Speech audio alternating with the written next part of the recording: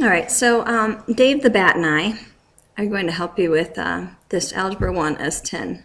Seemed to have a little bit of trouble with this the other night. You're supposed to take this and put it into standard form. So if you remember, standard form is AX plus BY equals C. And just review, C has to be a constant, a number without a variable. B has to be an integer, and A has to be a positive integer.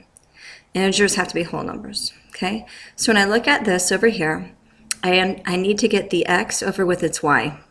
And so I have to think, what is the opposite of 16x? And that's going to be negative 16x. So 16x and negative 16x equals 0. And then I'm going to put this negative 16x over here because it has an x and this is a y. I can't combine them. And then the y is positive, so I'm going to put a plus in there. Okay, so all we're doing is taking this x, moving it over to it with its y. Okay, Dave, stay in place. The kids need help with this. All right, so I'm going to rewrite this so it's a little less messy. So I have negative 16x plus y equals, and then we have this 1 left. Okay, so now I've done the first part. I have x and y together on one side of the equals. But the problem is this a has to be a positive whole number. Right now it's a negative fraction. So to get rid of negatives, you multiply by negative because a negative is positive.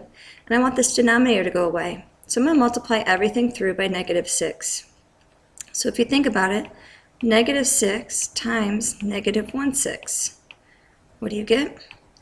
Negative 6 over 6, or Dave, stop, stay in place, equals, that was over negative 6, 1.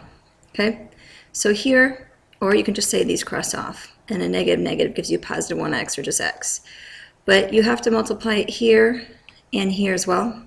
So this is going to give me negative 6y equals negative 6. All right? And then it's just a matter of plugging it in. So if we look here, we're going to put x minus 6y equals negative 6. Hopefully, did that right. Yay, that's correct. All right, so let's clear that out. And let's look at this next one. Okay, this is all this is just moving stuff around. Okay, so again, here I have this x. It's I want it on the same side as the y. Why is that not working? I want this on, and I want this on, and I want it to write, and it's not writing. Come on. All right, hang on, I gotta see what's wrong with this. Okay, I think I got it going. So again, the x is on the right side of the equals, and the y is on the left. It says negative 5/3 x. I want it over with my y. So the opposite of negative 5/3 is a positive 5/3 x. That equals 0, right? So then we're going to add the 5/3 x here. Y is positive, so I'm going to put a plus in there. Remember, we can't combine them because they're not like terms. And I'm left with the negative 9 here. So let's rewrite that. We have 5/3 x plus y equals negative 9. Now, for standard form, this has to be a constant, which it is. There's no variables. The coefficient here is 1, which is fine. And then this has to be a positive whole number. It's positive, but it's not a whole number. So if I could just get rid of the 3, it would give me a whole number. So I'm going to multiply through by 3. Because when I multiply 5/3 by 3, these 3's cross off, and they leave me with 5x. So that's going to give me 5x. But then I have to multiply the y by 3 also. So that's 3y. Bring my equals down. And then 3 times negative 9 is negative 27. Okay? And so it's just a matter of moving that x over and then multiplying through to make this a positive whole.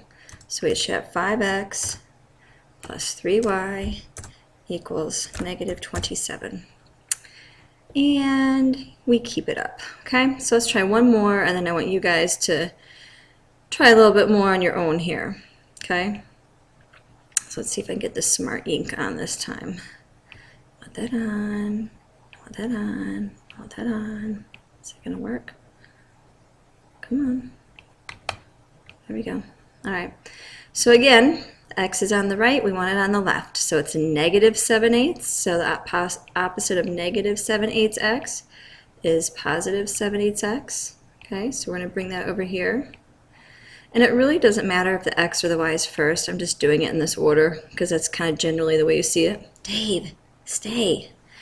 So here we'll have 7/8 x and then plus y. And then we were left with a constant of 6 over here, right? That's left. This is gone. So again, everything's great except for this is a fraction. And the 8 is what's making it a fraction, a denominator 8. So if there's a denominator of 8, I can multiply through by 8, crossing that off, leaving me with 7x. But then I have to multiply the y and the 6 also. So it's going to give me 8y. That was a terrible 8, sorry. And then 8 times 6 is 48. Okay, so kind of think about it into steps here.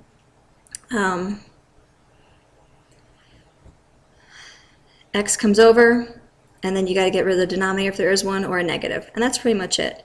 So here we have 7x plus 8y equals 48. Some of you guys say you keep entering it in wrong. Make sure it's right. And then bam. Okay, so this is S10 again in Algebra 1. I want you to, I'm not going to give you a time limit this time. I want you to get 12 problems done. Okay, so I want to see that you had 12 problems completed. If you get one wrong, make sure you check and look and see why you got it wrong, and that will help. And Dave and I say good night.